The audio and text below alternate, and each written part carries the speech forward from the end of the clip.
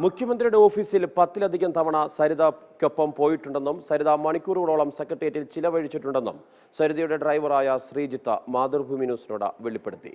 സരിതയുടെ നിർദ്ദേശപ്രകാരമാണ് PC ജോർജിനെ കാണാൻ താൻ പോയതെന്നും പന്തളം സ്വദേശിയായ ശ്രീജിത്ത് പറഞ്ഞു. മുഖ്യമന്ത്രിയുടെ പേഴ്സണൽ സ്റ്റാഫുമായി സരിതയ്ക്ക് അടുത്ത ബന്ധമുണ്ടെന്നും ശ്രീജിത്ത് പറയുന്നു.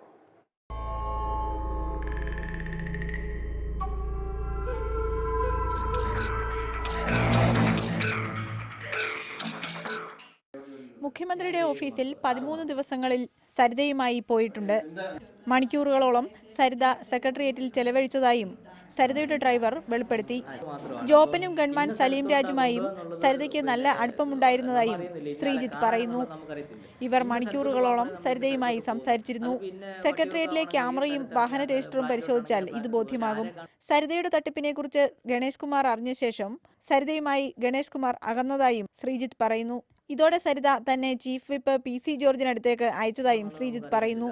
ഗണേഷ് കുമാർ സരിതയ്ക്ക് വിവാഹ വാഗ്ദാനം നൽകിയതുൾപ്പെടെയുള്ള കാര്യങ്ങൾ അറിയിക്കുന്നതിനായാണ് പോയത്. സരിതയുടെ അറസ്റ്റിന് ഒരാഴ്ച മുമ്പായിരുന്നു ഇത്. ഗണേഷ് കുമാറുള്ള ഇത് തന്നെ സംസാരിച്ച് അവിടെ ഡെയിലി ഈ സരിത ബിജുവായിട്ട് ഈ വലിയ വഴക്കുകളൊക്കെ ഉണ്ടാകും. സരിതയുടെ പണമിടപാടുകളിൽ തനിക്ക് പങ്കില്ല. സരിതയുടെ ടീം സോളാർ കമ്പനിയിൽ 7 മാസമായി ജോലി ചെയ്യുന്നു. ബിജു രാധാകൃഷ്ണനും സരിതയും ഗണേശിന്റെ ബന്ധത്തെ ചൊല്ലി വഴക്കുണ്ടാക്കാറുണ്ടായിരുന്നുവെന്നും പന്തളം സ്വദേശിയായ ശ്രീജിത്ത് പറയുന്നു.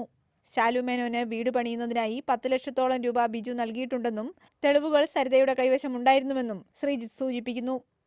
ബിജു രാധാകൃഷ്ണന്റെ വെളിപ്പെടുത്തലുകൾക്ക് ശേഷം തനിക്ക് ജീവന് ഭീഷണിയുണ്ടെന്നും സരിതയുടെ ഡ്രൈവറായിരുന്ന ശ്രീജിത്ത് പറയുന്നു.